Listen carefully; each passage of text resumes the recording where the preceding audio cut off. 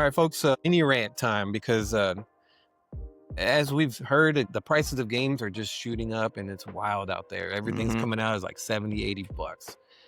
Up to now 100 and creeping up even higher. And I wanted to get something off my chest real quick, which was Mhm. the video that we made about Battlefield. And we were kind of siding with the idea of this being worth $100. Yeah. But let me, I guess, kind of clarify, because I too am not a fan of the increase in prices. But if this is a game that you absolutely love, that you're going to commit to, you've been waiting for it, it comes fully loaded with everything.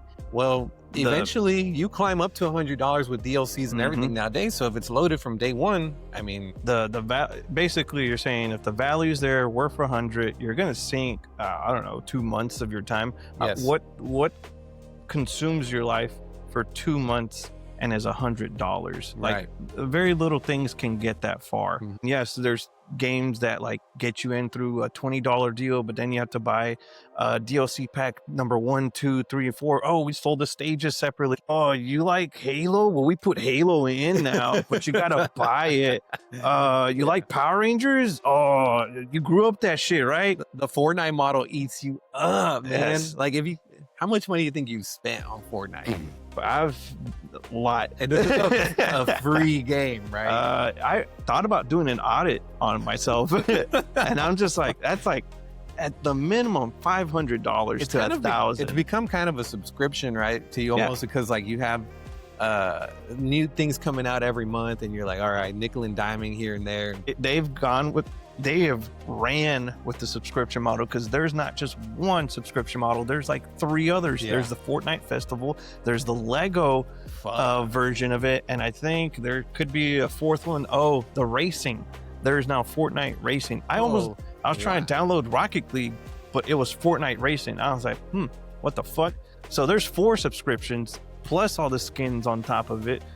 And plus all the random emotes that they don't bundle in together. And they really get you psychologically. And I thought I was getting a good deal on Tekken, because I got it for I think like 15 or 20 bucks. I think that's a good entry. That was a year ago, so it wasn't that long after the release. And I was like, man, I'm gonna honor this deal. I'm gonna milk this. Well, it wasn't until last week or 2 that I finally got season 1, season 2, and maybe a few little things for law. Total that up, it's over $100. Yeah. And I was like, I was like, man, okay, they fucking won. So in that perspective, I kind of saw Battlefield in that same light. Like, well, if you're getting a fully loaded, committing to this thing, I think. Well, I'm not pushing for games to keep pushing for $80, $100, but if it is the thing that you're waiting for, if it's giving you this much joy in your life, it's all and they gave you a beta version, and so that was kind of the challenge at that point. Is that game something that you're actually going to play for so much, especially with the backlog of games right now? I could see why Xbox is heading in this Game Pass direction. It makes, I guess, the way media is moving, the way that movies evolve to Netflix. Like now, when do you purchase a movie? Like, I guess it makes sense every once in a while. Yeah. Movies tried to copy what happened with music. Music went to this subscription model. Nobody's buying music. Movies is going off of music. Now video games is going to go off of movies, which is, a subscription model. Like people aren't going to own their digital media. For the most part, nobody's complaining about a certain movie not being there, because generally they give you a good substitute or they give you plenty more of something else. There are some rants about wanting to watch a series or show from episode 1 to episode 300. I do hate when they don't give you a season, and they're like, oh, but this one you gotta pay for. Yeah, Hulu got season 7 through 15, but Netflix got 21 through 30. I would say that is really shitty when that happens. But most of the time, Netflix doesn't do that. Most of the time, Netflix tries to own the whole thing, gives it to you, but then they take away the whole thing. It is. I guess it makes sense, because it's like it's a movie in the back of my mind. Maybe I even like it. cycle your shit. If it's not going to make you money, if it's going to keep my subscription model a little bit more cheaper, yes, get rid of it. Yes, I'll miss it. I'll pay $1 to watch it on fucking Amazon Prime. So there's pros and cons to the price increasing and everything going. I mean, there is definitely, it's become a corporate world for gaming nowadays. Yeah. So you're going to, at some point it becomes a system of marketing, a system of developers, systems of you're paying everybody's materials, fucking salary. Like, yeah, exactly. Like you got a whole system of people just nickeling you to death. What I don't like, so collector's editions. Sometimes it's well earned. Like, this is a GOAT of a game. This has earned the reputation of like one of the best games. Example, like Metal Gear Solid Delta. It wasn't the most popular game, but it did feel like a well celebrated game. Had a $300 to $400 collector's edition, depending on what part of the country you live in. Yeah, we got the shittier one. Maybe terrorists fucked us up. I think that conspiracy talk. I think that was like a slap back at America. Like, you get this a clear box of nothing. Even I was like, you know what, it could be worth it. And then I saw the figurine, and I was like, oh man, they did us wrong. Bearded Dollar General man, Burger King, Happy Meal toy. He did kind of give Happy Meal vibes off of it. We got cheated on that one. But the last one I saw was the one for the new 007 game, and that one was at $300. Gold gun and some bullets that hang on a shelf. And I was like, you motherfuckers, y'all know what y'all are doing, which is they're kind of relying on your I gotta have that, but now they're pushing it. A collector's item, first of all, what is a collector's item? It used to be kind of a rarity, something you put on the shelf, people see it, oh wow, you still have that, but there was no collector's items back then. It was just promotional item, maybe at best, or maybe it was just a game that didn't sell, and a rare item. Donkey Kong 64 had, I don't know if you remember it, yellow banana sleeve that went around the that cool. took around. Yeah. Dude, that's a collector's item. That little crusty piece of fabric that got oily is going for like $300 on eBay. And that's what makes a good collector's item. Is something that was dirt cheap. People missed it. They dismissed it. And then later on they were like, hey, whatever. Oh, what is that? Yeah. And then, of course, now it hits TikTok and everybody's talking about it.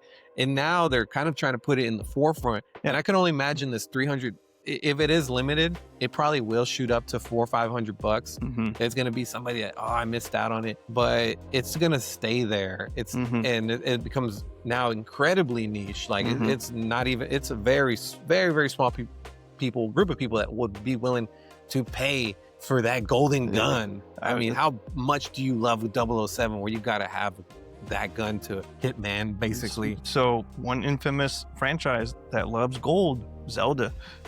The Zelda edition, I think that model's been carrying them through since day one of that franchise. Yeah. And I mean, Zelda cartridges, man, NES.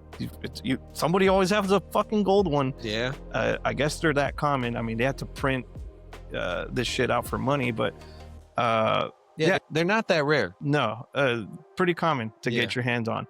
It's other small shit like the Super Mario World CIB box that is like a holy grail. It didn't come with it.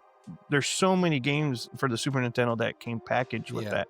You could say the same thing with most other games. Things that got packaged, but it got sold independently, its own game. Oh, now it's like a $500 item because nobody moved on it. Actually, at the end of the life cycle, right? That's where you start seeing the variants because they're trying to really milk it. I kind of understand that philosophy now. So I understand why you wouldn't buy that version of GameCube or that version of PlayStation when it's at the end. Why are you the God of War edition? I'm like, oh, that is so cool. Why didn't I buy it? It's because PS5 was about to come out. Or you're selling you an inferior version of, I have an OLED. Why would I want to go back to inferior? They've already diluted the product. Yeah, a Switch Lite. Like, I don't want a Switch Lite. But as we learned, firsthand, that thing is pretty cool, pretty good. Especially, it does feel like a portable console. Like, it fits in your hand and it's giving me back like 3DS vibes. I think we just got to shed some awareness. Like, come on, like, I know they're gonna sell out, especially if they say they're limited. You know, and if you really want it, go for it. But there's got to be some awareness to this collector's item shit. It's getting out of hand. With day one, you're coming out with the collectors. They already have the market, because so that 007 game has the people who just want to play it. There's a price for that. The people who want to spend a little bit more for the steel case, and then the people who want that really nice authentic piece, that's gonna cost you $300. And if you look at it, it's like, dude, it's a plastic gun. It's fucking weak at the end of the day. If 3D printed you something a little bit cooler, yeah, they got to get money. They got their system, but I think it's just getting a little crazy out there. Yeah, I think the term is white whale. I don't know if you've ever heard it, but like Moby Dick, like you go for that one white whale. They use the term heavily on mobile gaming, because you can, like gambling, just keep dumping money on these tokens, all these Fortnite V-Bucks. There'll be people, the normal consumers spend like maybe, you know, 60, 70 bucks, but they spend thousands of dollars. And I was like, and then security for insurance to be able to say they have it all, or what? I guess so. They're just deep fans, or they irresponsible with money. They have credit card debt. They maxed everything out. America runs on credit. Yeah. All right, guys. You got That's how we're running. Don't get in too much debt. Nah, but I think as long as people continue to speak up about it, just like game pricing, I think there is going to be a resistance. And not only that, I think the market is starting to slow down significantly, where they're like, hey man, like, nah, you can't, I'm just going to wait. I'm not going to do it.